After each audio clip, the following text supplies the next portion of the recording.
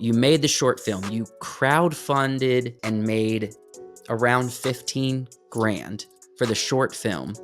Then when it came to this feature, and you made a almost $200,000 feature film independently. I do think if you're trying to make an indie film, unless you're making it for dirt cheap, you need to have some sort of authentic community that you are speaking to with the film. So having that number in mind helps you. So no matter what, I could make the movie for this. I feel like most filmmakers, if they're completely honest with themselves, that number is 0.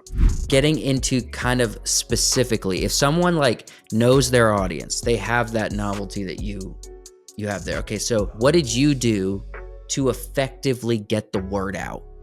Another fun story is I have another short film that has over 100,000 views. It's called Valor and Sacrifice. And, you know, it didn't get a lot of views, honestly. It got like 500 views, and it slowly over time it was at like 20,000 views. Mm-hmm. However, fun fact, and I don't mean to get political or anything like that, but I don't know if you remember, there was that Madison Square Garden Trump rally where Kill Tony made a joke about Puerto Rico. Yeah. Well, are you kidding? So I'm Puerto Rican. I don't know if someone shared it in a Reddit or someone shared it in a Facebook group or what, but literally the week that happened, my views shot through the roof, and over like 2 months, I got like 100,000 views. Emilio Torres. Torres Productions is the name of your production studio, LLC, right? Mm-hmm. And you have made a handful of short films, but The Ladder, is that your first feature? Yes. Awesome. I had the privilege of watching it. Thank you. Thank you for sending it to me, because I know a lot of people aren't watching that film for free right now. So I really appreciate it. And I got to say, I really loved it. I thought the story was deep but simple. For people who haven't seen it, you should go to Torres Productions LLC. It's his YouTube channel name, and watch the trailer. It is a very awesome story. And just to get into the film, we're going to talk a lot about your production process, your crowdfunding and everything. But this is a feature film that is, I guess, probably the ultimate idea for what the story should have been, because you made a short called The Ladder as well. So what was that process? Yeah, totally. I went to NYU for film school, and typically the way NYU works, it's a 4-year program where your senior year you do what's called an advanced thesis film, which is like a 15 to 20 minute film, and that's sort of supposed to be like your calling card when you go out into the industry and stuff like that. And so when I was in school and I was thinking about, okay, what kind of movie do I want to make? I grew up in Ketchikan, Alaska, which is the setting of The Ladder. It's a small coastal town in Southeast Alaska. The population ranges like between like 8,000 and 14,000 people, depending on the time of year. So very small town. And that's the town you filmed in, that yes. Exact town. Okay. Gotcha. Yeah. And really, already giving some advice to filmmakers who are listening. Like, I'm a big advocate for, like, if you want to pull off a feature or a short film and you don't have a ton of money, like, you need to think about what sort of resources do you have access to. Right. So I wrote a script for my hometown because I knew, like, I grew up doing theater there. My family was very involved in that town. So if I made a film, it was going to be successful if I shot it there, because I'd get a bunch of help. And so originally I was going to do The Ladder as my thesis film, but then COVID happened. And so I ended up graduating over Zoom, and I ended up graduating in 3 years because things were so uncertain. I didn't want to wait and see what happened. So that's a bummer, man.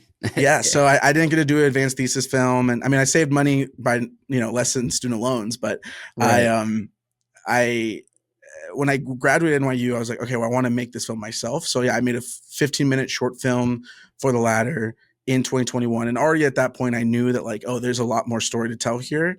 And so if things go well, this would turn into a great feature. And again, I have my hometown to sort of lean on. And so the story itself, for those who haven't seen the trailer, it's sort of like, I always reference Black Mirror or like Twilight Zone. It's like kind of a soft sci-fi. And the premise of it is it's about this aging fisherman named Arthur in Ketchikan, Alaska. And he's getting older and he can't really keep up with the demands of his fishing labor. And we also find out that he's grieving his late wife, and his son is sort of moving on with his life. So he's really kind of at this like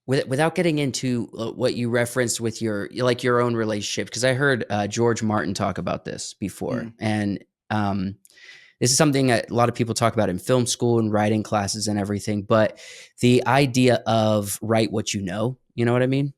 yeah.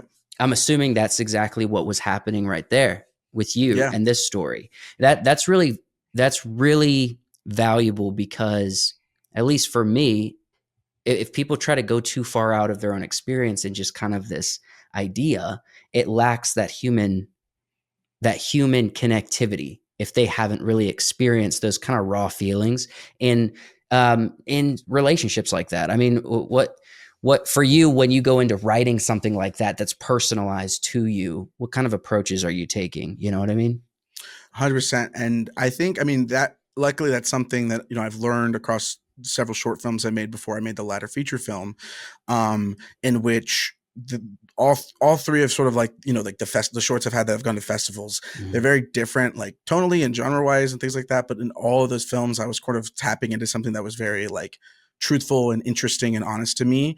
And I think sometimes I get frustrated when I hear like write what you know, because I think about my favorite movies of all time, Mhm. and I'm like, that director did not know like about that thing, like Okay. Yeah. Yeah. Yeah. because like I think about Denis Villeneuve, like he didn't know Dune. He, Yeah. he conceptualized it. Now he, as a kid, would read Dune and draw pictures, and he says in Mhm. interviews that he would reference those pictures, to kind of find his voice. But I think when I think when people hear write what you know, they think that like, oh, well, you have to write a story about something you've actually experienced, Right. like literally.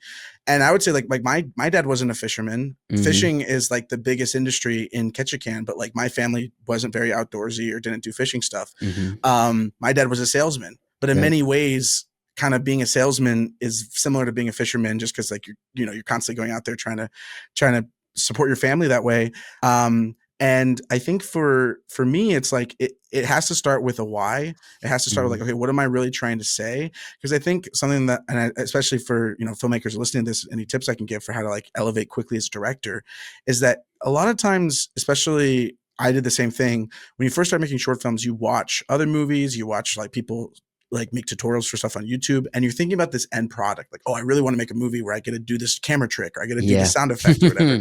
And then Yeah. you're sort of like making a story that lets you do that thing, if that Yes. makes sense. Yep.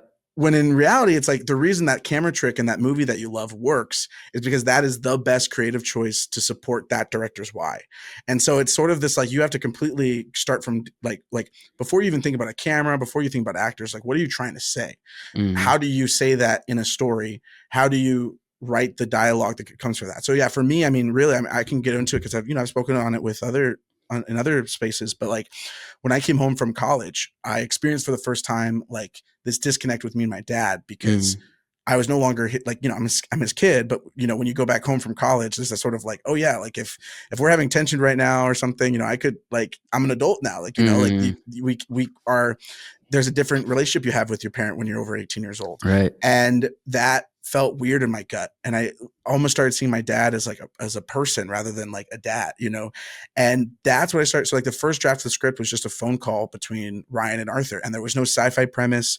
It was just sort of a dad and a son who were kind of not connecting because like the dad was not used to the son being his own person. And then the Mhm. son wasn't used to his dad, not just like, supporting him no matter what, if that makes sense. And so Right.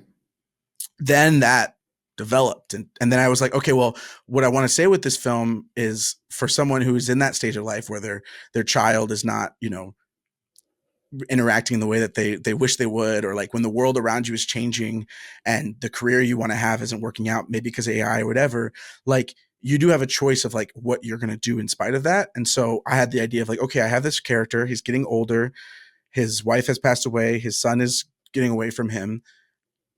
What It would be attractive for him to restart his life, right? Mhm. But if he chooses not to restart his life and actually confront his grief, confront the fact that he's getting older and find peace with that, that's a really compelling narrative. So then that became my why. Mm. And then I was like, well, how am I going to give him a chance to restart his life? And then I came up with the sci-fi, so Right. that's an example of like, I didn't start with like, I want to do a sci-fi movie and do these cool sci-fi effects. It was like, I want to tell a story about a man becoming old and what's the best way for me to tell an entertaining Right. story that way. Right. Right. There's almost this element. Tell me if you've ever thought of this with any of your films. It's something that I've been noticing a lot more, especially in like filmmaking, marketing, and whatnot. It's this idea of like visual novelty, right? What's kind of the if you were to just have a poster for your film or your story, what would be on that poster, right? What's going to be that visual stimulus? Yeah, right. For you, it's the ladder, and you Yeah. for a couple of your thumbnails for like the trailer, you have um, usually some landscape in the background with a character in the foreground, whether from behind or there, right? So Yeah. there's and consistent color palettes and everything. But if you were to like say what's the visual novelty of this of telling a story or marketing a film, there's the element where you're saying like when you're going into a writing, you want to know what's your why before you come up with the genre. And sometimes the genre is better to define early for marketing purposes, right? So Yeah. there was this one guy I heard talked about the idea of green sand. And so there was this guy who made a short film. He had this other fella who makes posters for films. And they were trying to decide on a poster image. And the guy chose a really awesome, compositionally cool shot. The filmmaker did. The poster artist said, it does look great, but it doesn't communicate anything, nor does it have anything that's going to stand out to people. So his film was also a sci-fi, and the story took place on a planet where there's green sand. Mm. So instead, they chose a still from the film where he's picked up green sand and it's falling out of his hand, and Mm-hmm. that's what they chose for the poster because it's something that you don't see a lot, and it Mm-hmm. grabs people's attention. It kind of contrasts with that idea what you're talking about, having the why in mind before you dive into all of that specific shot or that specific character, that specific costume or something. You know what I mean? Depending on what type of story or genre you want to create. What are your thoughts around kind of that visual novelty idea?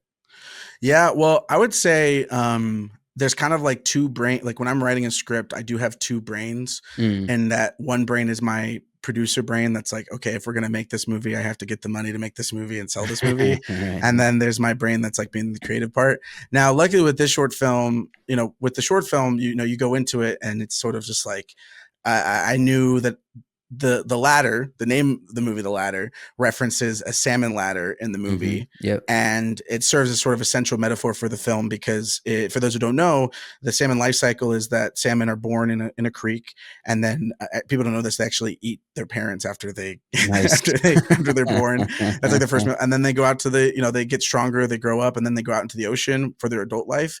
And when salmon are in the ocean, that's where you catch them because when they're adults, that's when they have the most meat. Mm-hmm. Now, if they live a life and they never get caught, they go back to the original creek that they were born in, and they go up the creek, and then they have their babies, and then they die, and then that's just the salmon life cycle. Mm-hmm. In Ketchikan, there's a creek that goes through the main part of town that has really like rushing rapids, and so to kind of help the salmon cycle through that creek, there's also like a hatchery near there. They built this salmon ladder where basically it's like an easier like escalator for the fish to jump up. Yeah. Yeah. And it just happened to be that ladder was next to a house that was a family friend, so I knew I'd be able to shoot in her house. Nice. But so in terms of like the visual metaphor, I knew very quickly when I was writing it that like that was going to be sort of the thing, because it's like this. It's like I'm pitching Ketchikan, I'm pitching Alaska, I'm pitching this fisherman, and so that salmon ladder became clear for me, and that sort of happened again like while I was still writing it. But and when I said that, like, I come up with your why and then discover the sci-fi-ness, like, to be clear, like I knew it was a sci-fi film before I started writing the first draft, like that didn't come out like without an outline, Right. So it happens pretty early. But what I would just say is that like for this specific movie, and kind of maybe the nugget is that like when I was going into it, my writer side is like, I want to write about my dad. I want to write about these ideas I have about technology. My producer side's like, look, Emilio, you have friends, family, locations, and an audience in Ketchikan, Alaska. Make your movie uniquely Ketchikan. Ketchikan's the salmon capital of the world. It's about a salmon fisherman. Right. One of the tourist attractions is the salmon ladder. Make the ladder the name of the movie. And you sort of add all these things. And so then when I was pitching this movie, a lot of the people I targeted were people from Alaska, from my hometown. And before they even read the script, I could give the premise and they could kind of see the metaphor because they knew that, Right. you know? And so Right. that's kind of how I have both in my head. But I think as an indie filmmaker, you need to, yes, be creative and, you know, express yourself, but you also need to be making choices for that marketability, for that green sand Right. poster, Right. you know? Right. Yeah. And I think I think what's interesting about this, because I discovered one of your YouTube videos before I saw your trailer for the ladder, and then I was like, oh, I think this guy's doing. He's got his official trailer as the most recent video on his YouTube channel. I was like, I think he's in the thick of it right now. Let me reach out to him, right? Yeah. So, but the interesting bit about the limited art that I've seen for the marketing of your film is the ladder. It looks like cold water mountain ranges, but the title's called The Ladder, and I Hmm. don't see like a ladder in the visuals. In Hmm. fact, it's this kind of other thing, right? Yeah. Yeah. Yeah. And I think that that's interesting to me, because of the contrast and the mystery that it creates, and Yeah. I think it does go well with what you're describing there, and also like the little fish icon that you created, or Yeah. someone on your team created. It looks Yeah. really cool. Yeah. I want to dive into the process. So you made the short film, you crowdfunded it and made around 15 grand for the short film. Then when it came to this feature, you were able to get funding for it, not necessarily crowdfunding, but funding for it. And you made a almost $200,000 feature film independently. All Yeah. right.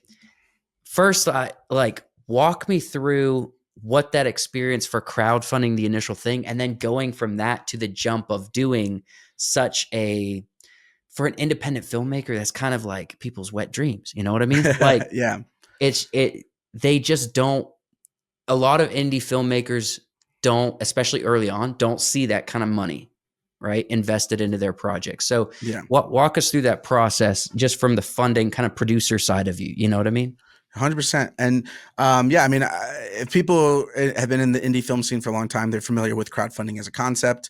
And when I didn't know what crowdfunding was as far like, I mean, I knew about crowdfunding for like Kickstarter, like products, Mm-hmm. but I didn't know people could do it for films until I went to film school. And I really had like a culture shock when I went to NYU because like, you know, I didn't grow up around a lot of money, and I got into NYU with a movie I made on a camcorder and edited an iMovie, you know? So like I was, when I got to NYU and I met people who had shot an RE already, I was like, what the heck is going on? But when I got to NYU, I started seeing people like, you know, every semester, like making a short film, we're raising $3,000, we're making this film, we're raising $5,000. Right. And I realized quickly, I'm like, oh, like there, if you hustle, you can get money made. And actually one of my friends, Josh Leong, who's another director who I admire, he raised like I want to say it was like 40 grand or something like that when he Wow. was a student to go make a movie in Ethiopia. And, you know, I started seeing all these success stories. So I knew I was going to have to like make it. But again, and I would say like this to anybody, like I am very privileged and very humbled and very grateful that I grew up in a small town and my parents were really involved in the community as community members and neighbors, you Mm-hmm. know, and not everyone has that. Like, I don't want to act like that's just like, oh yeah, just go to your hometown where you have people who will give you Right. $200,000. It doesn't happen for everybody. So if I didn't have that, I would have had a different plan. But I guess like my big mantra I say is that like if I would have, you know, if I had to make a feature that was only $7,000, I would have done that, you know. But Mm-hmm. I had a concept and I knew I could get this money, so I pursued that. Um, it was also important for me with the short film that I paid people. So like I'd made short films as a student, and then after, you know, and like on my own, that were just volunteer based. And I Mm-hmm. mean, there's definitely a place for that when you're getting your career started. But even for the latter short film, the biggest part of our budget was hiring cast and crew. Right. So no, going into it, like for the initial thing, I would say like the biggest advice I have for people, and you know, I'm a huge like I've learned a lot about crowdfunding because now I've raised over like over $70,000 with crowdfunding campaigns for my films. Um, like 95% of the work for you to be successful happens before you even launch your campaign. Mm-hmm. And what I say by that is that like, you know, you're talking about the marketing. You go like, yeah, you got to have your marketing figured out, your branding, your plan, how you're going to pitch this movie. You need to have your elevator pitch. Like you need to have all those things because like the biggest thing that makes people want to support your work is confidence. And Mm. everybody loves movies and everybody Yeah. wants to be part of seeing a movie get made. But no one's going to give a 24-year-old 200 grand unless they actually believe that that 24-year-old can go out there and Make make it. the movie, Right. Right. And if I'm going to call and I'm asking someone to give me money for a film, I better have that confidence that I can do it, and also the track record to do that. So like I said, I made multiple short films that went to festivals and won awards before I ever pursued making a feature. But the thing with the crowdfunding is that like I was doing community building. So like the thing about the ladder, and you mentioned like the ladder, like I knew going into this, like, okay, my money audience is Alaska people, because a lot of movies that are made in Alaska don't actually shoot in Alaska. So already I had sort of a novelty pitch of like, we're going to shoot this in Alaska. Right. Also, I grew up doing theater in my hometown, so I knew there was good actors in my hometown. I was like, we're going to cast actors that I grew up doing theater with. That's another novelty for it. We're going to partner with local businesses to like get sponsorships and to get locations. We're going to shoot authentically there. We're going to shoot on all these, do these cool things. We're going to premiere it in Alaska. And so you sort of have all these pieces start to come together. And then now you have like a really compelling pitch that like is interesting. And when you go to S.D.N.Y. Park, you're going to see like 100 short films where the premise is like, oh, two college best friends have one last fun night together before they go to work, right? Yeah.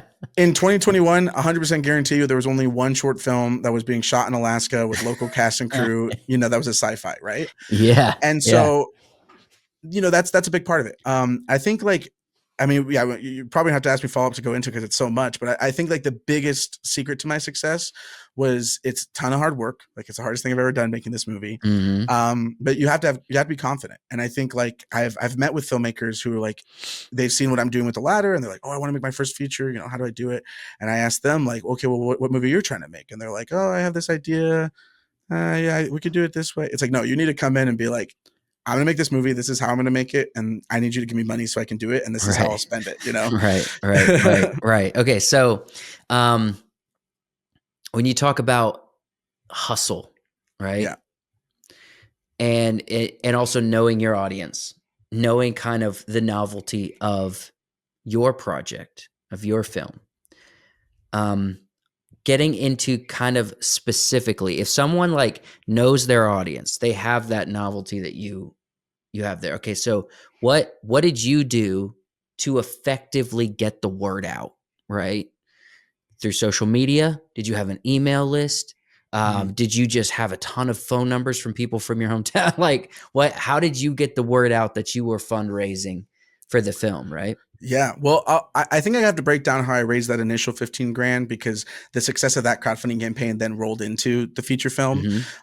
So like I said, I grew up in Ketchikan, Alaska, and in Ketchikan, there's a very active like arts community, and the town like supports the arts pretty well. I mean, within reason, in a rural state, but, so I knew a lot of people through social media and on Facebook. I was the type of kid who like was always posting, and I would encourage this to everybody. I think this is becoming a little more common, but it was a little more even weird back then. But like, you need to be posting about what you're doing, not just to your Instagram followers who like are other filmmakers, but to your Facebook and LinkedIn and everywhere. Because who knows, that dentist that you knew once upon a time, maybe his dream was always to invest in a film, and he's seeing on LinkedIn or Facebook that you're doing this thing. So I was always really good at like updating my personal Facebook page of friends on, and Instagram everywhere about what I was doing.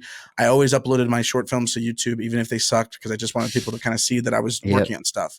And so sort of like people just kind of knew like, oh, Emilio, this kid who grew up in Ketchikan, who said he was going to go out and go to NYU and make these movies, he's actually doing it.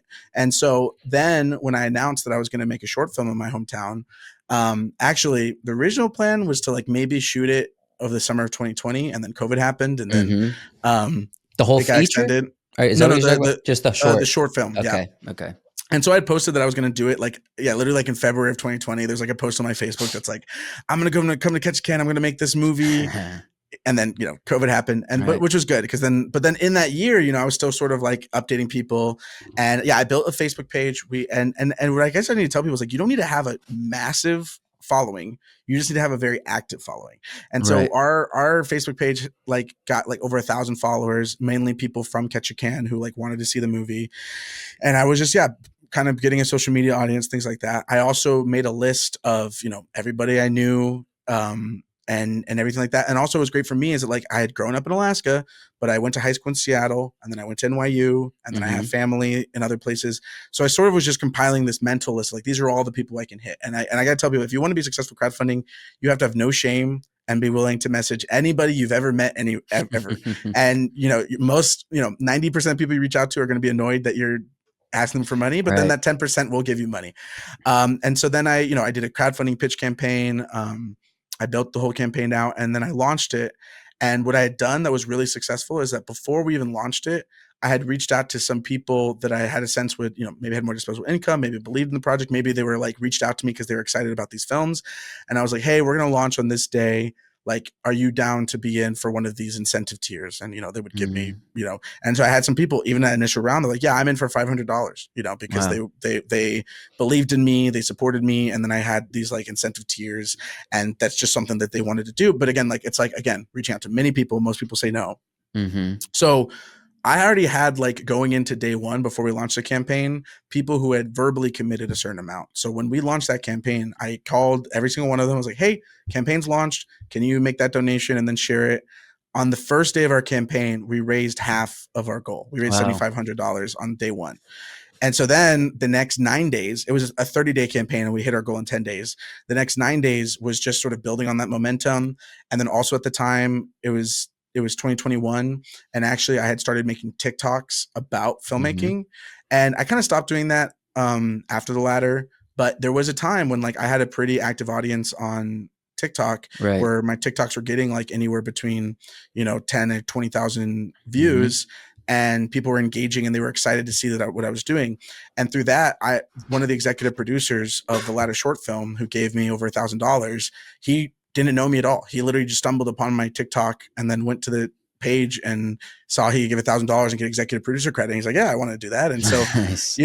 And then you build all that up. And then we got that money, and then we shot the film, and we actually ended up needing more money in post-production.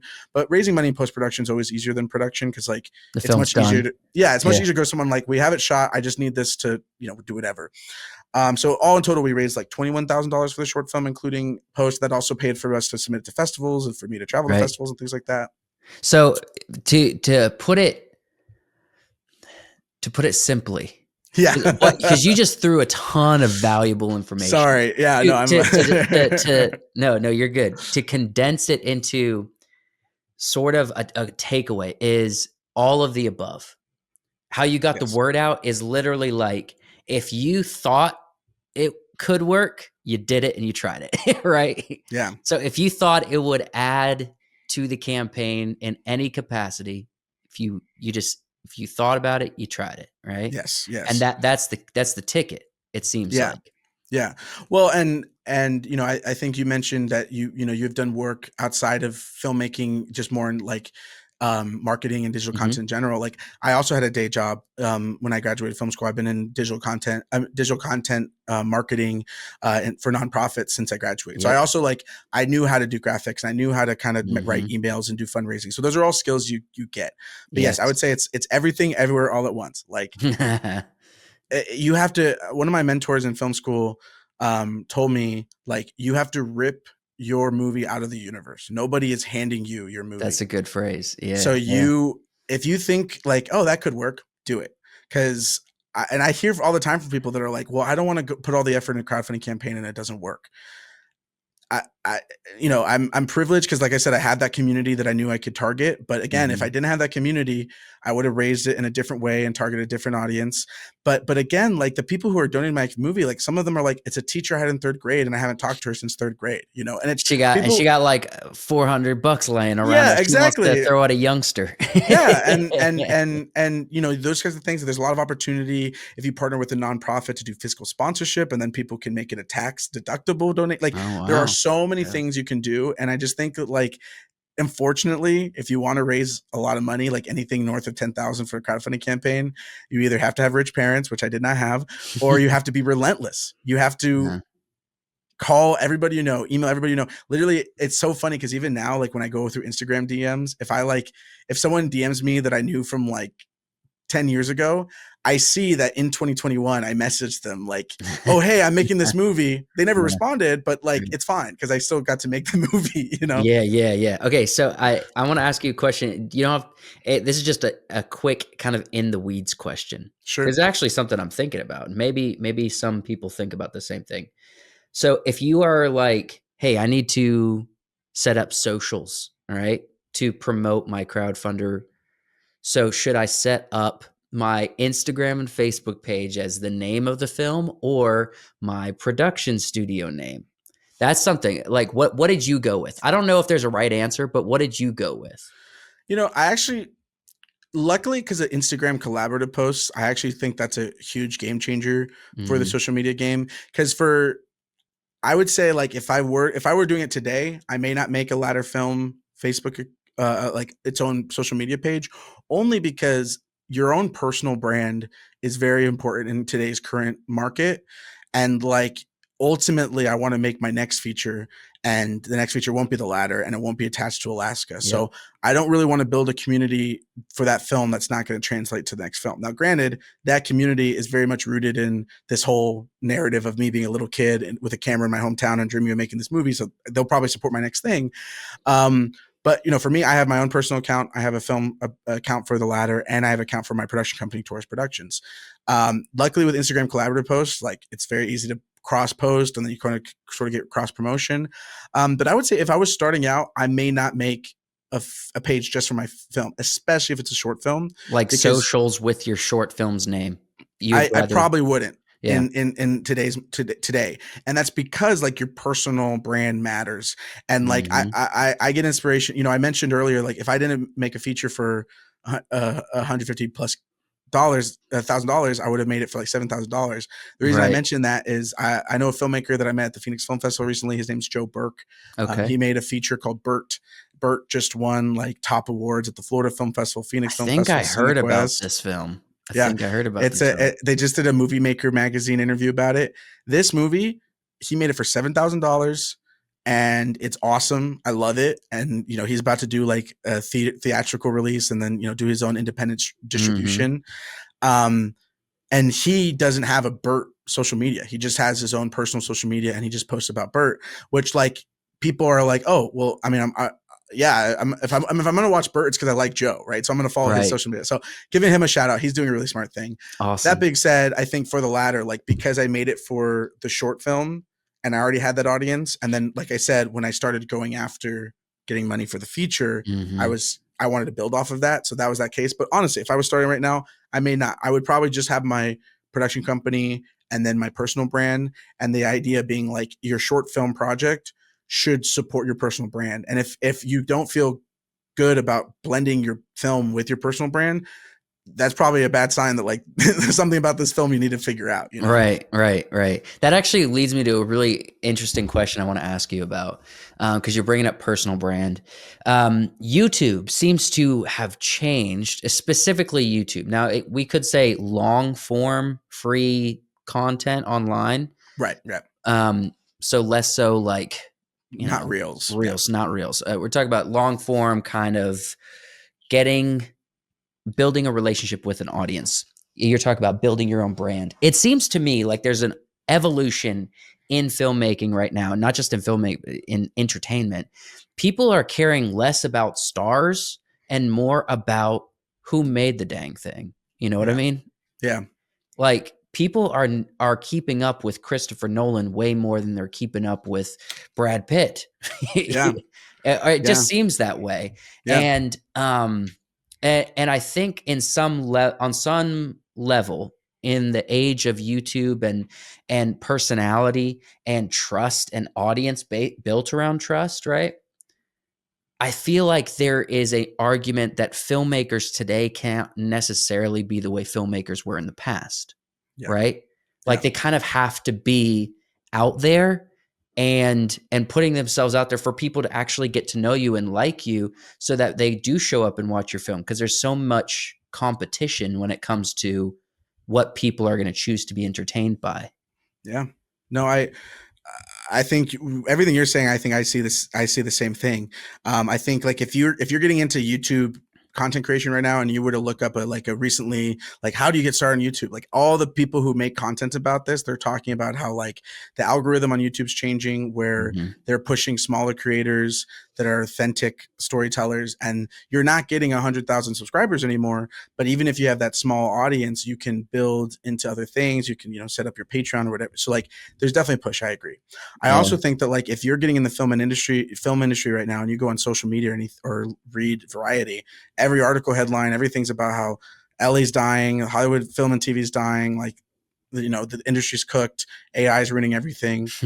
At the same time, I look at how Sinners is performing this weekend and last weekend, Yeah. and Yeah. I feel like there's a tide. I think about the fact that when I went to go see Nora, I saw it on like a random Sunday afternoon with my fiance, and the theater was packed. I was like, I have never gone to a theater and seen an Oscar nominee with a packed theater, Right. like unless it's a big Not movie. recently. Yeah. Yeah. So I agree. I think there's this push, and I think something that we were experiencing, and sort of with the MCUification of the industry. Like, I mean, Thunderbolts looks entertaining. I hope it's good, but like, there clearly was like this pop of MCU, and then basically just Yeah. the audiences have been upset with it. And then you look at the budgets of these movies, and it feels like they're wasting money with like Yeah. Like how Snow poorly White. it's, You yeah. know what I You mean? see how poorly it's received, and how much, like, I think about the fact, like, it's a $200 million budget. You could make $201 million indie films, with that same Yeah, I same think of money. the same thing, man, Right. honestly. Yeah. I have the exact same thought. Or And even just films like, Minus One, the yes. Godzilla film, that was 15 million bucks, I believe. Yeah. Now, granted, it The was done in Brutalist, Japan, but, the Brutalist was $10 million and was more epic than like any movie I've seen, in theaters for years. And Right, so right.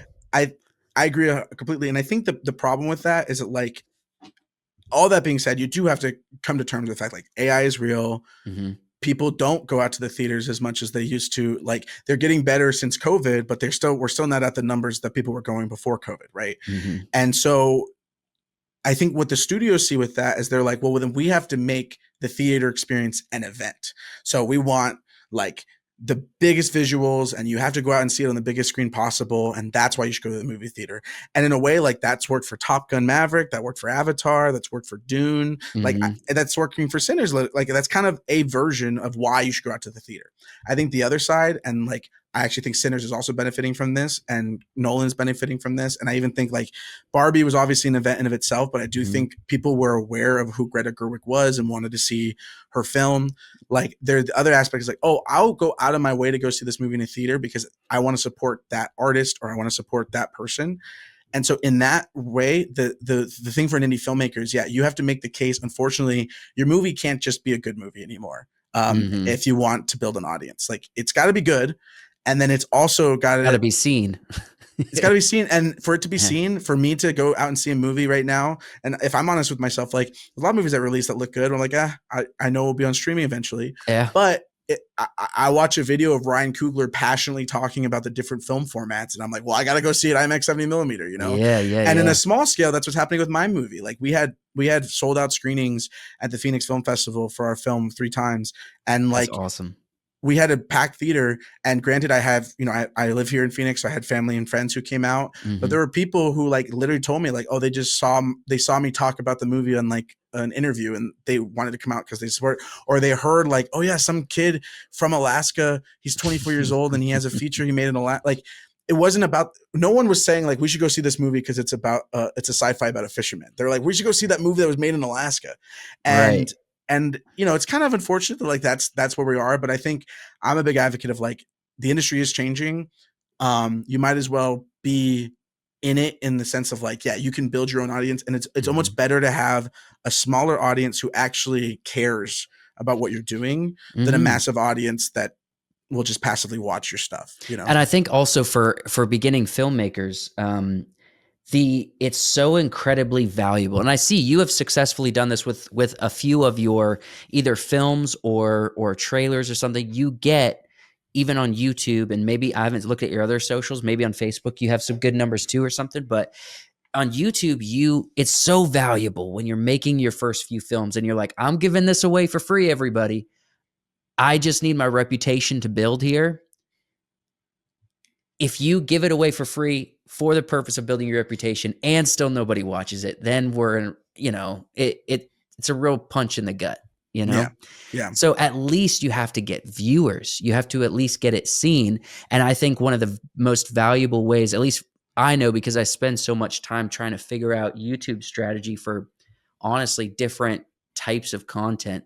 I know that the way the algorithm works is that if there's an influx of a couple thousand people that you can get to your video kind of organically, whether it's through email lists or whether it's through you have a good social following somewhere else or you have a loyal subscribership, core audience members, and they watch it through, has good retention, everything, it can trigger the algorithm to amplify it. Yeah. And I know that's true. And I think that's also the value that you're talking about of having that kind of just a loyal core group. In some ways, that 1,000 super fans mentality is still alive on digital, right? Yeah. Yeah. Well, and it's honestly still alive for even bigger films, you know, like it's like, I think about how, there's definitely a group of people, right, who have probably seen Sinners. Again, it's just because it's fresh in my mind. Like Yeah. they've seen it multiple times because like it matters to them to support a Black filmmaker. It matters to Mhm. them to go see something in a film format, you know. And those 3 tickets they're buying adds up. You know, 1,000 people buying 3 tickets is the same as 3,000 people going to see a movie. You know, so Mhm. I think like I think it's 100%. It works at every level. I think for YouTube, you know, what's interesting about my channel is, yeah, if you go on it, I have a few thousand subscribers, and some of my short films have sort of popped off reasonably.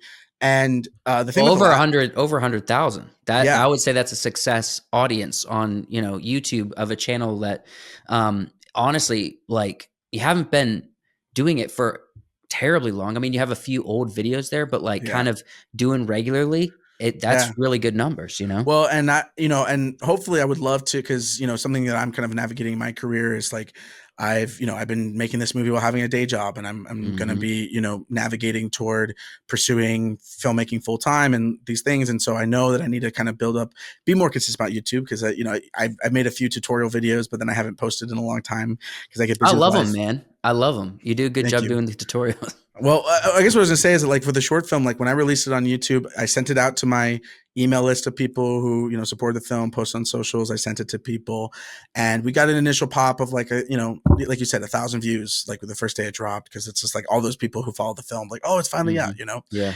What ended up happening though is that, like, because of all the keywords and the description, because all of that, slowly over time, it started to get more and more views. And then kind of when it crossed that like 15,000 view mark, then Mhm. it just sort of steadily rose. Yeah, now it's like on its way to 200,000 views over the Yep. last like year and a half of it being out on YouTube. Mhm. And I think what's really cool, and I could send you the analytics, is that when you break down the analytics of that video, it's like 80% of the viewers are 55 years and older. So like a lot of my content, you know, I would think the algorithm would probably push it to younger filmmakers because it's about like, oh, you know, my short films, you know, all that kind of Mhm. stuff, the kind of like my algorithm. But Right. somehow, because the people who are commenting on it or people who are liking it, it got pushed to those same types of people. And if you go through the comments on the ladder, and I love this, it's like you have people who are like, oh, my wife passed away. I'm 70 years old. Mhm. You know, I would do the procedure for this reason. And then someone else is like, I wouldn't do it. And then someone's like, wait, I don't know why he didn't do the, you know, I'm not spoiling it, but whatever it is. And then people would like comment, you know, and that to me is like, okay, that's working great. Another fun Yeah. story is I have another short film that has over 100,000 views. It's called Valor and Sacrifice. That Yep. was my I thesis watched that film. one. Oh, cool, man. Well, Yeah. that was my thesis film for NYU, and it went to some festivals. It actually won the NYU Film Festival when I was a student there, and it, you know, finished its thing. And then I put it out there. And this is my calling card. You know, hire me to direct stuff. And you know, it didn't get a lot of views. Honestly, it got like 500 views, and it slowly over time got to, you know, I released it in like fall 2021, and by August 2024 it was at like 20,000 views. Mhm. However, fun fact, and I don't mean to get political or anything like that, but I don't know if you remember, there was that Madison Square Garden Trump rally where Kill Tony Yes. made a Yeah, joke yeah, about Puerto yeah. Rico. Yeah, yeah. Well, are So you I, kidding? That so I'm Puerto Rican, and you know, I posted as like, hey, just kind of, there was a lot of Puerto Rican pride during that time of just like, Mhm. hey, like, screw that guy, like, you know, Puerto Rico's not a garbage island. I don't know what I think. I don't know if someone shared it in a Reddit or someone shared it in a Facebook group or what, but literally the week that happened, my views shot through the roof, and over like 2 months I got like 100,000 views. And a lot of the comments are people being like, Puerto Rico pride, and like, we need to make this Yeah. movie. And I can't know for sure, but just the timing of it, I'm like, I have a feeling that happened, and then a lot of people were going on YouTube and searching Puerto Rico or Puerto Rican history or Garbage Island or whatever. And my Mhm. film is about this racist guy who calls Puerto Rico kind of a trash island. Mhm. And I think it clicked. And so now, like, and that was not expected, so like, and I have another short film that like only has like 1,000 views. I think it's my best short film, but it's the one that's been seen the least.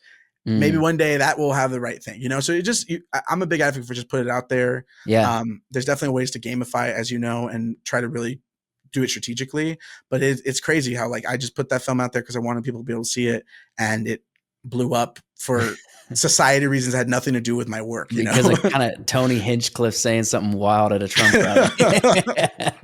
That's Yeah. hilarious, man. That's actually a really great story. Thank you for sharing that. And that also kind of speaks to the power of YouTube, right? Yeah. You got the right trend in there, and you got the right story, even if it's a short film like you have, or even if it was kind of like a microfilm, like, Yeah. you know what I mean? Like Yeah. a similar scenario, but like only one scene or whatever. Yeah. If people wanted to just honestly pick topics and just like, hey, let's do a year of practicing. Like if you're a young filmmaker, let's do a year of practicing, and we're going to film under 5-minute films, and they're going to be 2 scenes. And how do we tell a story in that? And just do a ton of different topics and Yeah. throw them out on YouTube. It can come back around, like you're saying, and that kind of stuff you don't see happen on Instagram, TikTok. No. You No. don't see old videos going viral like that necessarily. No. No. So I wanted to get your thoughts on the jump from doing a roughly $15,000 to $20,000 short film to $175,000 is what you said it was, Yeah. right? Yeah. What was that transition like? Obviously, you don't have to get into specifics about who invested in it, but rather how it was funded. That's the Yeah. kind of thing, right?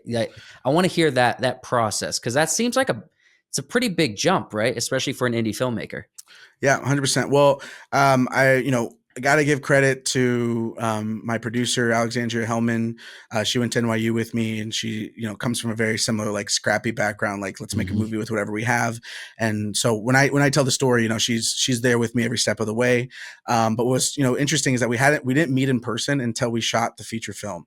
Because of COVID. We had been in classes together. Like, we knew people through social media, and we talked a Right. lot, but it was all virtual.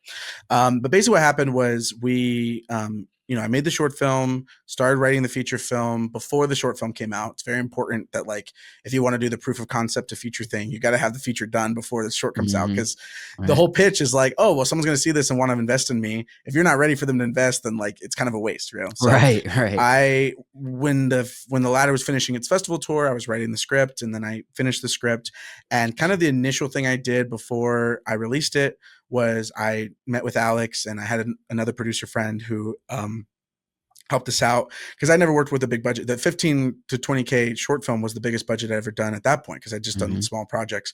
And I mean, we could probably do a whole other podcast about how to budget a feature, but you break it down, and there's a certain way to know, like, okay, it's going to take these many days to shoot this, Right. therefore it's going to cost this much because we have to pay people this much a day. And I'd love to see you do a video on your channel about this. yeah, no, that's a great idea. Definitely, yeah, that's a great title too. How to budget an independent feature film. Right? Yeah. That would be a great video. You should definitely do it. Yeah. Well, thank you for that idea. And basically what we came out with is I wanted a range. So I was like, okay, so if like we had like dream scenario, we want to shoot this with the best camera, best gear, best crew, pay people good rates. Like, what's the best Right. thing? And then what's the like bare minimum that we could make this movie with? And kind of the range I had was like, okay, I think like worst case scenario, I can probably make this movie for like 125 grand. Best case, it would be a reach, but if we had 300 grand, then that would just like really help me execute this movie in a lot of technical ways that I wanted to. So I Mm-hmm. had that range, and we built a line budget for each of those ranges. So I'm like, this is, if I had 300,000, this is how I would spend it. If I had 175,000, this is how I would spend it. And then I made an investor package, basically. Like I wrote out like, okay, this is how much it's going to cost to make it. This is how people can invest in it. I was like, I don't know anyone who has $100,000. I do know business owners, lawyers, dentists who probably have maybe $5,000 that they could invest into something, and they're not going to, lose sleep over it. Mm-hmm. And so I'm going to go after 5, 10, 20K investors and build up to this budget. I knew in the back of my head that I could crowdfund. And I also knew in the back of my head that like, hey, like, and I'd say this gives me confidence as director. Like, not only do I love directing and that's my passion, but like I own my own camera. I own a cinema Mm-hmm. camera. I know how to shoot. I know how to edit. Worst case scenario, like I can make this super scrappy by myself, right? So like Yep. you have that in mind. So then once I had the budget and I made my investor package, I made a pitch deck, and I then I was ready to release the short film. What we did was we then did a premiere in Ketchikan of the short film in my Okay. hometown, Yeah. and we made an event about it. Like, people came out to the theater, they watched it. We had food provided by a local, a bakery, and then I also programmed like a couple other short films of mine and some other like local Mm-hmm. filmmakers' work, and it was this cool event. And then at the end of it, I did a pitch, and I pitched the movie, I pitched the feature, just how I would if I was pitching it to like some studio executives, but just to this room of people. And then from that initial event, we got our first 15K from people who wanted to invest in the film. And then once you get some money, other money becomes easier because no one wants to be the first person in on something. So then, 5K here, 10K here, a big investor comes in for 20K. And for all these people, they're all people that I had some sort of personal connection with, that were from Alaska or like had a connection to Alaska. And a lot of it was like I would send them the script, I would send them the pitch deck, and then I would tell them to hop on a Zoom with me. And we'd hop on a Zoom and I'd pitch them, and I would just lead with the heart. I would lead with the fact, I'm like, look, you saw me growing up as a kid. I was a kid in Ketchikan who ran around with a camera and told people I was going to be a director one day. I've made these shorts, they've done well. Like, I have this budget, I have a producer behind me who knows what they're doing. Like, invest in this film, and like we're going to make it happen. And what I'm promising you is like, you can't promise that a movie is going to make $1 million, right? Mm-hmm. But I have a niche and a target audience that I'm going to target with this film, and I know how to market to them. Our YouTube video clearly is doing well with them. Let me do that. And then what was also cool is that in that meantime, I also was negotiating a deal to get distribution on Alaska Airlines. So then the ladder is on all Alaska Airlines flights, as well as one of my other short films, The Fix. And that was a huge Mm. boost because then I'm going into Yeah. these meetings and I'm like, hey, Alaska Airlines picked up my short film. Like, and so, and timeline wise, like we premiered the ladder in like November 2022. And basically like I had a full-time job, and then I had another full-time job, which was calling, emailing, and it's just like crowdfunding. Like there's thousands of emails or messages I've sent to people that like I never heard back from, and Right. you just keep moving. And slowly over time, we pieced it together. Obviously, you can get family to come in on it, and that was a big part of me too. Most of our money came from not like outside investors, but I have aunts, uncles. They give a little bit here, give a little bit there. They want to support, and they own a percentage of the film. Um, and then that got us to pretty close to our target budget. And while I was doing it, I realized like I probably can't get the full 175K, which at that point realized was the number.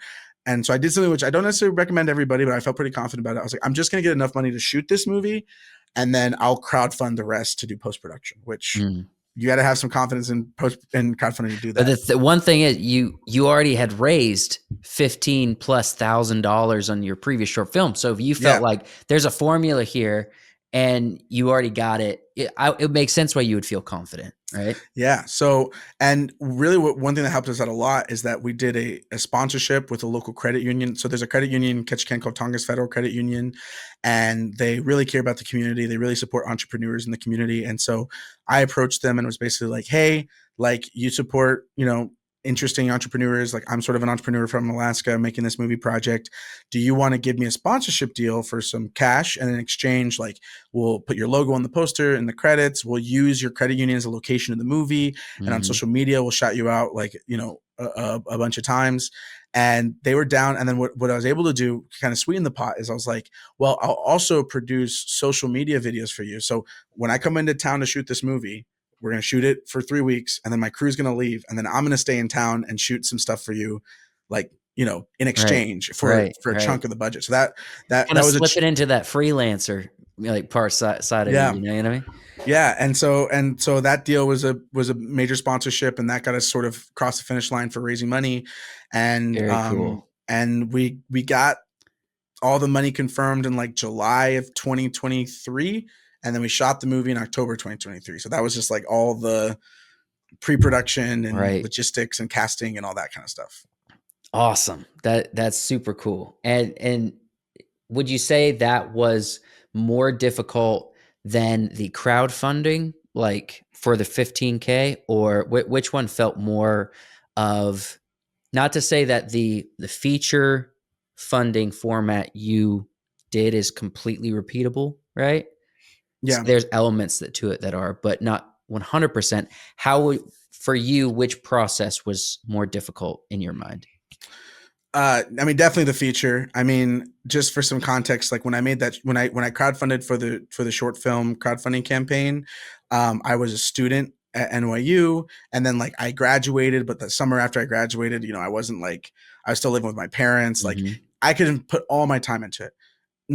Making the latter feature film, I did that all while working full time at a day job. So like I worked 8 hours a day, and then when I got off, I then spent the rest of my night emailing, making content, and I literally did that for like, if you consider not just raising the money, but production and post production, like for 2 years of my life, I felt like I was working 2 full-time jobs to make this movie happen. Mhm. And yeah, I mean, it's the hardest thing I ever done, but it was my dream. I always try to, ground myself in the fact that like so many people dream of making a feature and they never get to make it. Like you said, a lot of people never even make anything above $100,000 budget, let alone, where I was. Yeah. And so I'm so grateful and so honored. And in a way, like I kind of checked off like, okay, like I'm going to make another feature, but hypothetically, if I never made another feature, like I did the thing You that I did dreamed it. of Yeah. doing, Yeah. And so, yeah, definitely the hardest thing I've ever done. But also so worth it, because really like the pitch of the movie, like I said, is this community driven project. Like all the actors in the movie, aside from like one of the roles, are people I grew up doing community theater with. All the props in the movie, all the location in the movie, they were donated by my hometown. We got free food donated. People cooked for our crew. The whole town came together to make this movie. That's awesome. And so there was a why for me, that like it was bigger than just, I want to make my first feature. It was like Mhm. I want to like create something with my hometown community that everyone can be proud of. And Yeah. I got to tell you, I mean, we did a private screening before we locked the movie. We did like a test screening in Ketchikan, just private friends and family invited, and that, to see like people I grew up with see that movie in like a even just semi-complete state, and the way they reacted to it, like that's like, okay, whatever happens in this movie, like that fulfilled me. Yeah. Yeah. Um, I'm curious, do you already have or are working on your next feature? Yes, I am. Okay. All right. Are you in the thick of it? Are you looking for funding at this point? No, well, like I said, you gotta write with two brains. So I'm still writing the screenplay, but I'm Okay. writing it with my producer brain and my writer Right. brain. My next feature, I actually want to shoot here in Arizona, where I live now. Mhm. There's a great filmmaking community that I've grown to like. I had my feature screen at the Phoenix Film Festival, and I was very honored to win Arizona Filmmaker of the Year. And it kind of was like a good sign that like, oh yeah, like I'm kind of making a name for myself in the community here in Phoenix, and I have a lot of people Right. who want to collaborate with me. And there's a tax incentive in Arizona, so I want to make my next feature here. And again, I don't think it's going to be $1 million budget, but it might be a 500,000 budget or something like that. Mhm. Um, and really, what I want to do is, my day job, like I said, has been in nonprofit work adjacent to education, Right. and I'm really and this comes from writing what you know. Like I'm really passionate about public education in America, and I feel like right now there's lots of things happening at federal and state levels that regardless of politics behind it, like it's really hard to be a public school teacher right now. Right. And Right. so my next feature, I want to write a story about a public school teacher and kind of the things they face. And of course, I have to think about a producer mind. As I've been here in Arizona, I've made a lot of connections with nonprofits and organizations that care a lot about education advocacy in Arizona. And I've sort of made a portfolio of work that is about public education in Arizona. So when I pursue getting funding for this movie, I mean, I will try to, do the traditional route where like maybe you get stars attached and you try to actually get a legit production company to support it. But I'm a big advocate of like, I don't want to wait on anyone to tell me yes to make my movie. I'll pursue that. If someone doesn't hop on the train, I'm still going to keep chugging along. And I think there's a lot of opportunity to partner with nonprofits and to ground this film in the kind of like social impact it can have and get funding that way. But, like I said, you kind of have to, I do think if you're trying to make an indie film, unless you're making it for dirt cheap, you need to have some sort of authentic community that you are speaking to with the film. Because my first feature, The Ladder, it's for my hometown. I can't ask my hometown for any more money, right? I've sapped that dry, right? And so and you're like, I want to do a film about Arizona. Well, they're like, well, Arizona's a long way from Alaska. Exactly, exactly. But then I'm like, but I need to add value, and it's like, so I'll be honest. Like, once I have the script finished and I sort of have my my assets ready to go and I'm ready to pitch the movie, it's like I think there's a compelling case to be like, hey, there's a lot of organizations that get funding from donors that want to kind of change the conversation about public education in America. What a better way than a film that can engage with people? And so I'm going to pursue it that way. And then we'll see what happens. Maybe we'll have another podcast down the line and I'll tell you how that worked out. But you gotta think outside the box, Yeah, I think that's super valuable. I think anyone listening to this, if you're a filmmaker or you want to be, freaking write that down. That's who you have to serve a community or serve a specific audience with your film. That is super valuable. I also wanted to point out one thing that you mentioned in your video, which people should go to your YouTube channel, Torres Productions, to watch this, where you talk about the secret to short film crowdfunding. There's a concept where you said make a range of a budget that you can operate in. And you brought it up a little bit. Could you just really quickly give the idea of what that is as like a sampler for your YouTube video? Yeah, of course. Well, I'd say for someone, if you're about to venture on a journey to do a crowdfunding campaign, like I said, it comes to confidence. If you're asking people for money, you have to be able to do it confidently. It's not going to happen passively. And I think you get that confidence from being an expert on how much money you actually need to make your movie. And so if you're going to make a short film, like think about what you have access to. Like I said, I have a camera. A lot of filmmakers have cameras. I know directors who don't have a camera. So whatever movie they're going to make, one of the line items is going to be, I need to hire a DP that has a camera, or I need to rent a camera, right? Right. So you can break down a budget and figure out what is the lowest amount of money you could possibly do the movie with. Obviously, don't aim for that because no one wants to make a movie that's like barely put together. Barely getting by, yeah. But you need to know in your head what that floor is, because when you're raising money and you're trying to make this happen, if you see like, oh, 20,000, I can't reach that. Like it's very easy to crumble. But if in your head, you're like, well, if I raise 4,000, like I can make it happen. And then you can sort of, depending which crowdfunding website you use, some of them let you keep whatever money you raise if you don't hit your goal. Sometimes they only let you keep it if you do hit your goal. On Seed and Spark, it's 80% of your goal. You can calculate that. But have a plan in mind where like, okay, worst case scenario, this is not going to be completely wasted energy. Right. And also something you can do with crowdfunding campaigns is that like, this is a kind of like unsaid secret, is that like sometimes, like let's say you're raising $5,000. Obviously, you don't want to spend $5,000 of your own money. Maybe you don't even have that money, but maybe you have a savings account where there's $5,000 in it, right? In your head, you can be like, okay, if I only raise 2,000, and this is one of those websites where they only let me keep it if I hit 5,000. There are filmmakers who basically invest in their own short film just to get across the finish line, and then they keep the money that was theirs, and then they just use the money they raised. And that's where, that's kind of like an kept secret in the crowdfunding game. So having that number in mind helps you. So I would say start with like, okay, no matter what, I could make the movie for this. I feel like most filmmakers, if they're completely honest with themselves, that number is zero, because like, Yeah, it's or the at least, I mean, give them at least $150, so $50 they or can buy $100. pizza for their crew, Right, right? right, on the Yeah. last day of Yeah. filming. Think about like, and this is an exercise I always recommend to people. Like, my professor at NYU, Janet Grillo, she taught indie producing, and you can look her up. She has a indie producing background that's like pretty strong.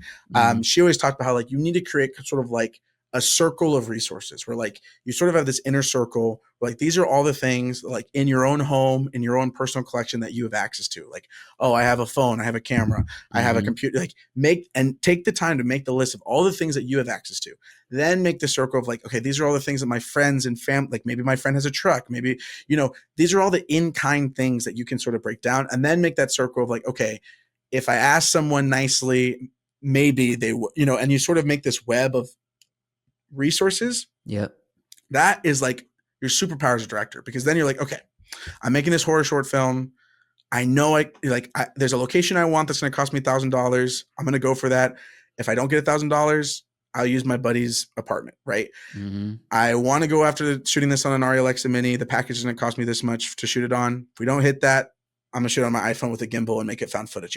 Like, Right, right. you have to think that way as a director. And Yep. so I guess to summarize, like, you have to think about what is the lowest possible amount of money I could make for this film. What is, like, if I had everything I wanted, the highest range. And for a short film, maybe like that high range for you is 10K.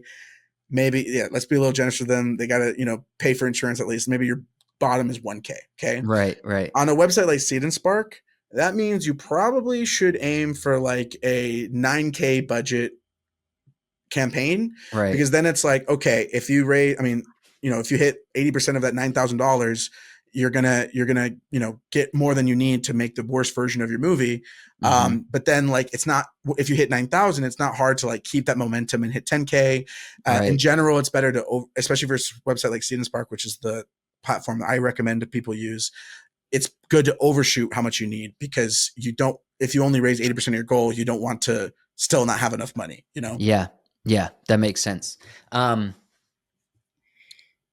In just a couple minutes, because I know we've already gone an hour here. I know I go on tangents. I'm No, sorry. no, no. It's great. You've brought up some wonderful, wonderful things to think about. Very valuable pieces of information.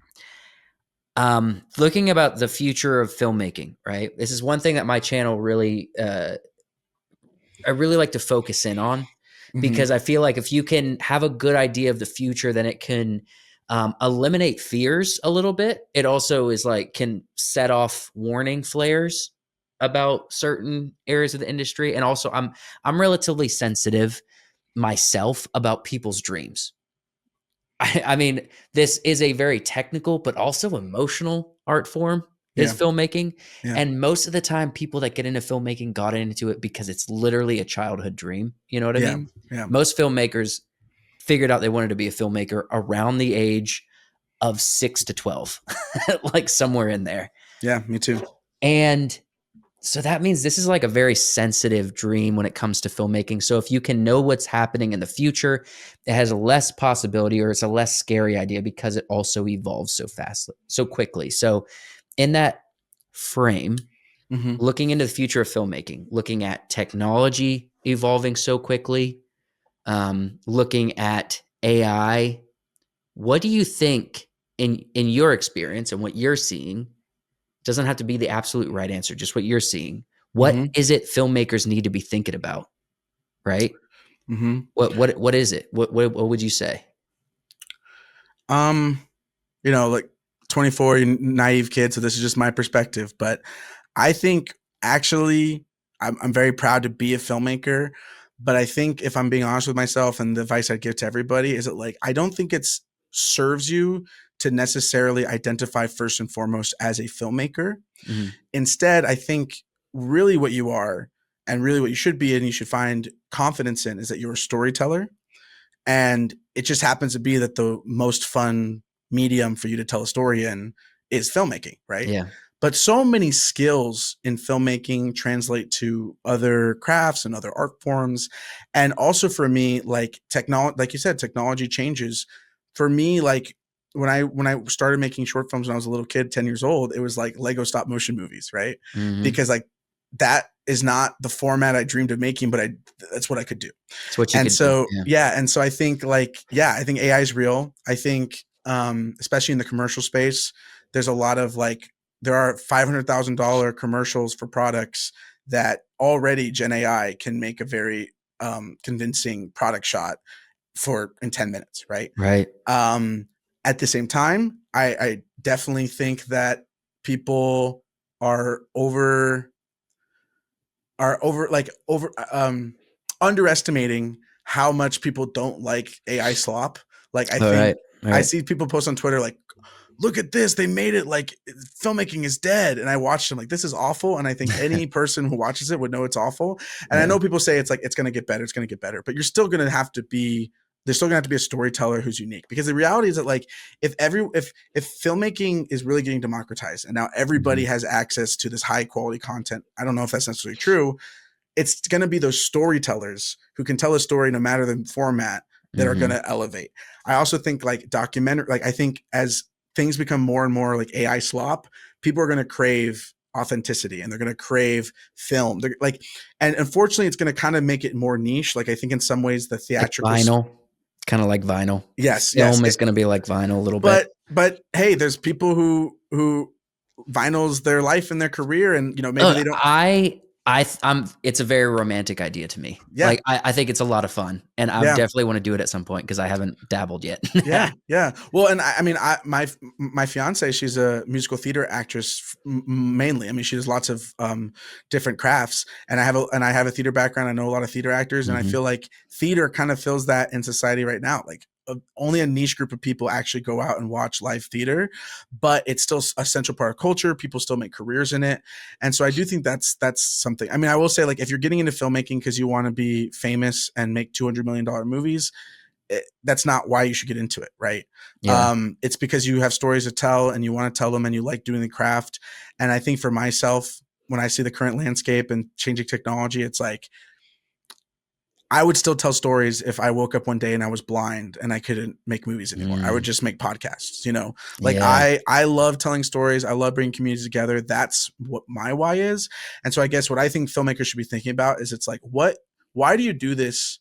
Is it really just because you like playing with cameras? And if that's the case, like that's fine. But like, is there something you could lean into within that like isn't going to be replicable by AI? And for me, it's like AI is always going to be taking from other people's work, but storytelling and the best storytellers can describe a perspective on life from their experience that feels extremely unique and extremely personal to them. But by making it very unique and personal, it becomes universal.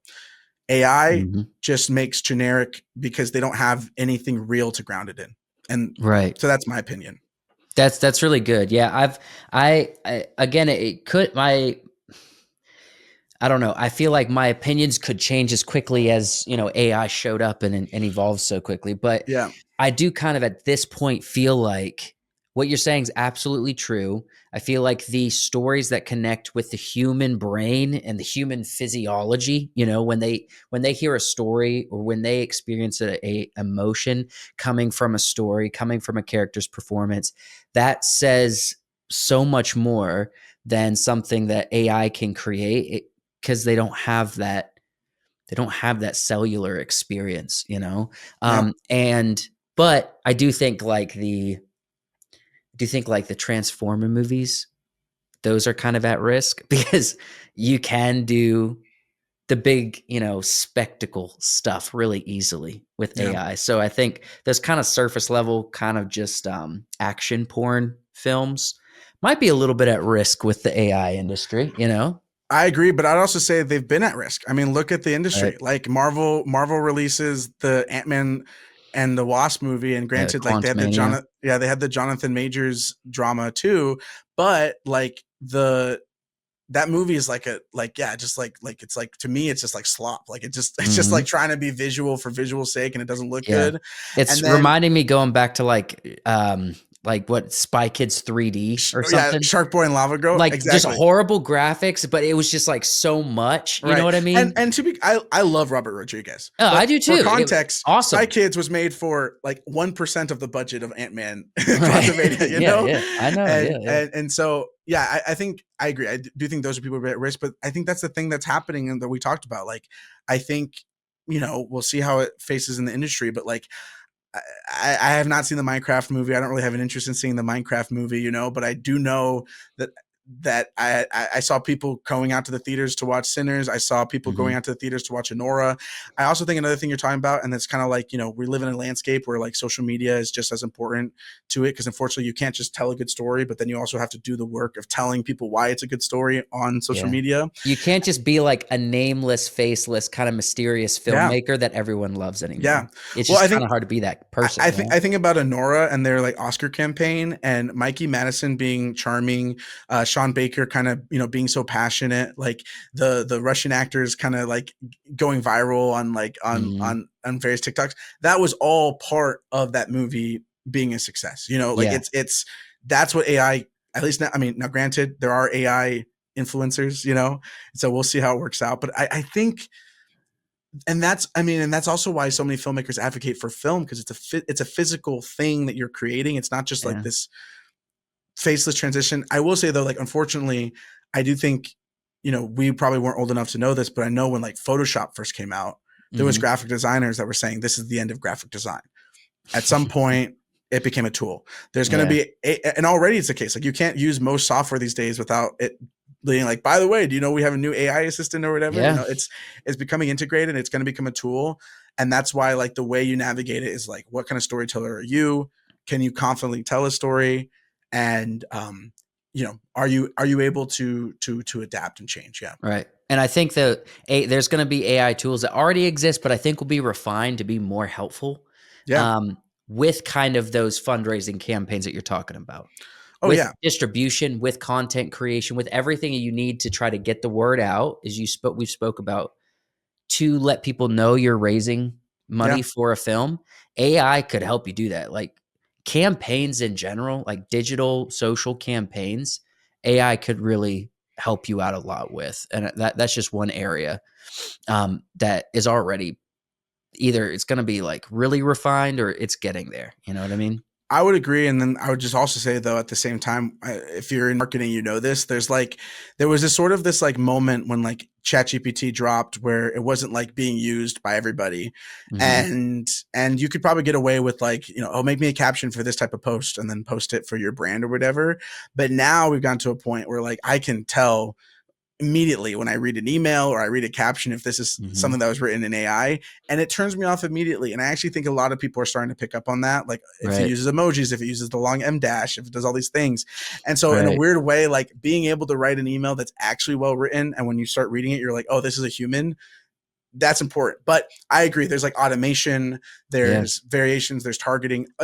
AI is affecting marketing in a way that's just going to affect every sort of marketing Yeah. Yeah. vertical. And I use ChatGPT so much, but I use a lot of my AI tools mostly not necessarily to write for me, but rather Yeah. to give me the stuff that I don't think I need, or I don't know how to I need it.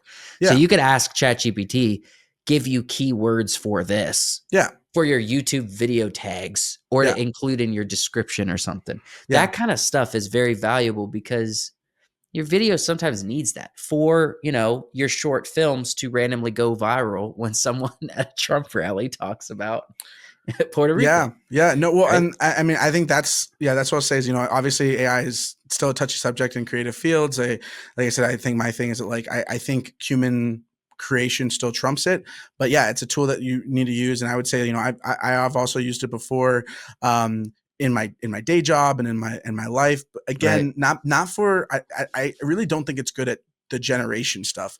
What it's good at doing is basically like the research or the sort of like the things that I would Google and look at the first search result and just do what that said anyway. It's great at those, those sorts of tasks. Right. Right. And definitely saves you time. And I would say, like, I know a lot of filmmakers that, like, they want to make films and then they're like, but I'm bad at marketing and I don't know how to do these things. It's like, there are definitely AI tools that can help you, but again, you have to be careful, because I'm also seeing an influx of crowdfunding campaigns of new short films where the poster is so clearly AI generated and it looks awful and there's typos, and it's like, there's no way that comes across other than lazy. But granted, if you know how to make prompts that, like you said, that can help you find keywords, that can help you make lists, that can help you make tables, like format stuff, like those types of things are helpful. And definitely a tool where I think AI shines. But I think if you're asking it to write something or to make a poster for you, it's always gonna, AI can't come up with the green sand poster. You know what I mean? Yeah. Yeah. Yeah. It can understand the concept, but it's bad at coming up with it by itself. You know Yeah. what I mean? Yeah. Emilio, thank you so much. This has been a pleasure. Thank you for letting me watch your film. Let people know how, if they're, what's going to be the soonest opportunity for people to watch your film, The Yeah. Ladder? Well, I'm not sure when this is dropping, so this might be in hindsight. But if you live in the Phoenix area, we're having a screening at a film festival May 1st in Tempe, Arizona. And then right after that, I'm going to Houston, Texas for the Texas premiere at the Houston International Film Festival. That's going to be May 3rd at 9 p.m. In Houston. And then we have some other festivals coming up. We're going to be at a sci-fi film festival in Ohio in June with more details coming out. And in July, we're going to be at the Wyoming International Film Festival. And we'll be hearing back from more festivals in the coming months.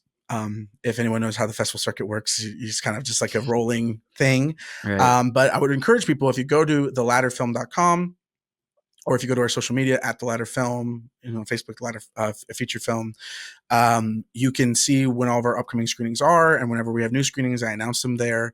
And also, of course, you can follow my personal social media. I'm at Emilio Films or EmilioFilms.com on every social media. And then, I have a YouTube channel called Torres Productions LLC, which hosts a lot of my short films and my portfolio work. But I also have some tutorials about indie filmmaking on there that I just sort of made because I have had success and doing things that I don't see a lot of other people doing in this space.